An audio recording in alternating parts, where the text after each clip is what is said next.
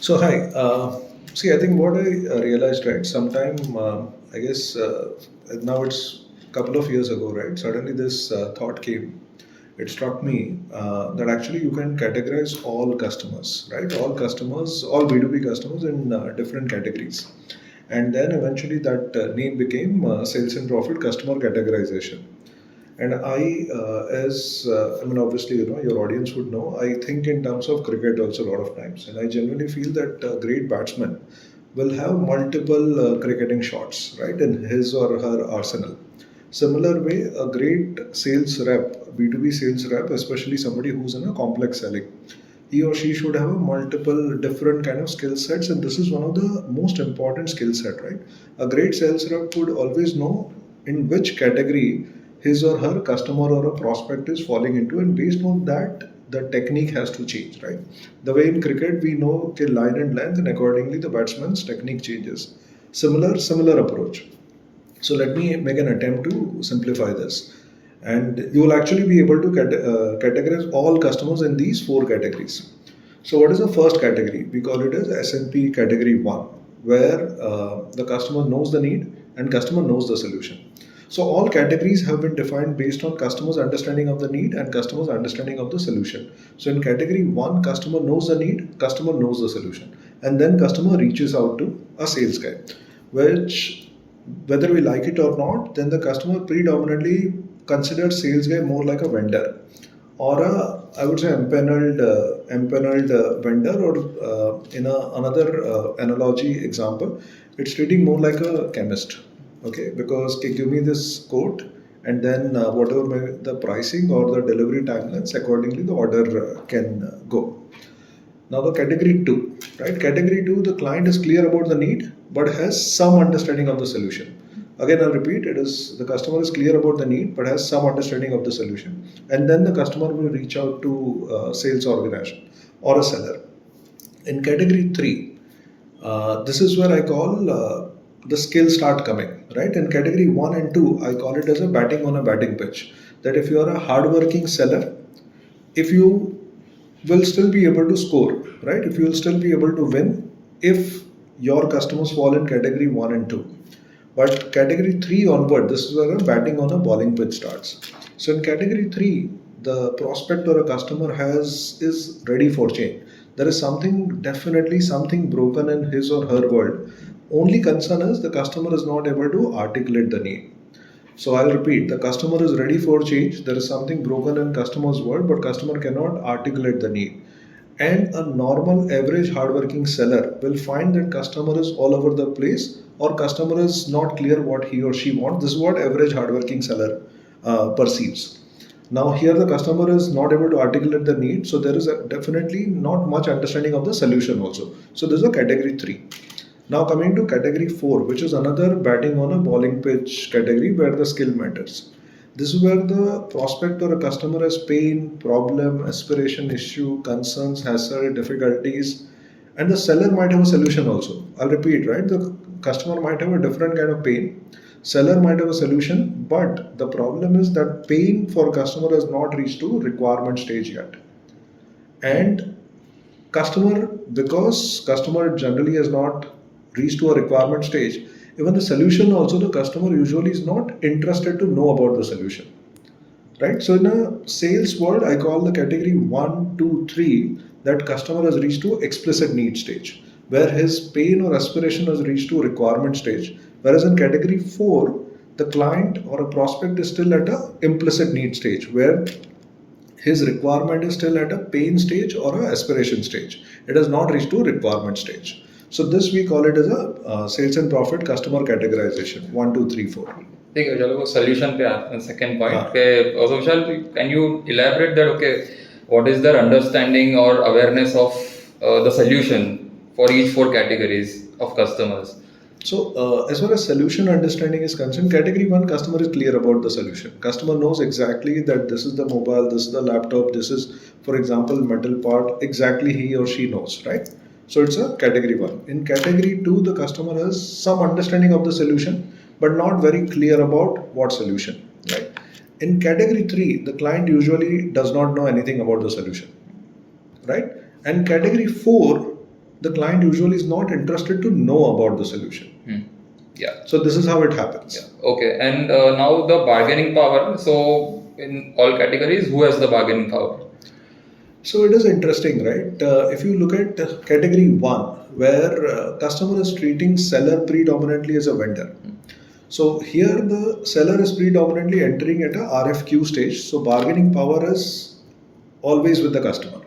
Here the pricing or delivery timelines play a very very important role, predominantly the pricing. So here even if seller is picking up the order, the margin always is a concern. So most sellers are picking up order in category 1 at a L1 price. Coming to category 2, bargaining power, because here though customer is not clear about, has not full understanding of the solution, but the customer is still reaching out to multiple sales organizations, and usually bargaining power remains with the buyer. Now the scenario changes from category 3 onwards, because in category 3 the customer was finding it difficult to articulate the problem, and not many sales guys can manage such customers. Here we have seen that those sellers who are very good with consultative selling, those who are skilled sales guys, they understand, they are able to help customer define their need, they are also able to help customer define the solution, and over a period of time we have always seen that bargaining power in a category 3 remains with the seller. But most inexperienced sales guys are not able to manage category 3. So they unknowingly or wrongly qualify out category 3 prospect, which ideally would have been an ideal prospect, but they qualify it out because they are not skilled enough to manage such kind of customer. And category 4 is again a batting on a bowling pitch. Here the great, I would say the consultative seller first is able to understand that client is still at implicit need stage. So he will hold pitching the solution because the customer is not ready. And over a period of time, his focus would be to develop customers' need from implicit need to explicit need. And whenever that requirement reaches from implicit to explicit, we have seen that bargaining power remains with the seller. That means the seller is able to sell the solution, which creates right ROI for the customer, but also right margin for the seller. And Vishal, so in what stage the sales rep actually enter the sales cycle for these categories of customers? So if you go deeper, right, at what stage do sales guys enter different categories? Category 1, we have seen normally sales guys enter at RFQ stage, where request for quotation stage, right? Where the customer has more or less gone through the entire journey, where customer is clear about the need, then clear about the solution. Now customer knows, okay, fine, these are all approved vendors, let me reach out to them. So it is RFQ stage. In category 2, we have seen that customer typically reaches out at evaluation of option stage, where customer feels, okay, fine, I want this, I'm not fully clear about solution, let me reach out, but I think need is clear, we eventually need to decide. In category 3, the seller reaches out at a recognition of need stage, right? Lot of time, where customer is not only recognition of need stage, but also where the need is defined, where customer realizes that there is definitely pain in my word, and I need to take some action. And this is where the seller enters, that particular stage, and help customer go through the journey, which is recognition of need defined, and evaluation of option, resolution of concerns, everything, and the consultative seller remains through the journey. And in category 4, if the seller is entering, normally seller enters when the client is at status quo stage, where the customer thinks, I understand, I have some problem, but it's okay, I can live with this pain or live with this problem, or I understand I have got a problem, but I've got other priorities in life. So normally the customer is at status quo stage. Okay. मुझे जो third वाला I think वापस करना चाहिए ना वो हाँ, लंबा थोड़ा हो गया। वो- हाँ कोई नहीं, वापस आप बोल सकते हो कि for third category when does the sales rep. क्योंकि ना मैं वही सोच रहा था, हाँ उसको वापस करते हैं। हाँ नहीं वो थोड़ा लंबा हो गया, जबरदस्ती का जरूरत नहीं था, इसमें हाँ। प्रॉब्लम डेफिनेशन स्टेज है ना, तो अब उसको ठीक सीधा है, ही उसको बोलते हैं। हाँ कोई बात नहीं विशाल यार, तो बोल। हाँ विशाल तो यार थर्ड कैटेगरी का So विशाल in क्या है? category 3, normally sellers enter when the customer is at a problem definition stage, where customer has realized that there was some action they will have to do. That means there is something broken in their world, but now they are still finding it difficult to articulate the need, but they are definitely at problem definition stage. Okay. And so how does the sales rep, add value to client conversation in all those four categories? Now it depends again which category they are in. In category one, it is difficult for sales guys because they are entering pretty late in the game. Either their product has become absolutely commoditized, or the customer perceives the seller as too transactional, and customer is reaching out to that seller only pretty late in the game. So seller trying to contribute value would be difficult. I would say the answer is low in a category one. Now, category two, when the customer is reaching out at an evaluation of option stage, it depends. Now, it depends on the skill of the salesperson. Either he can behave like a transactional seller or he can behave like a skilled consultative seller. If he goes a transactional route, then he will just respond with a standard solution and it will become again commoditized and eventually it will be all about price. Or he can behave like a consultative seller and take the conversation to a different scenario, then he or she will be able to add value. Coming to category 3, as I mentioned earlier, that most inexperienced sales guys will find it difficult to handle this category of customers. Again, this is like a batting on a bowling pitch. Not all batsmen can manage those bouncy, swinging balls. But consultative sellers who are skilled enough, they'll be able to add a lot of value. Rather, their customer perception for these sellers will slowly change. Initially, it will be like a sales, then a preferred sales guy, and eventually the customer will start perceiving them as a consultants.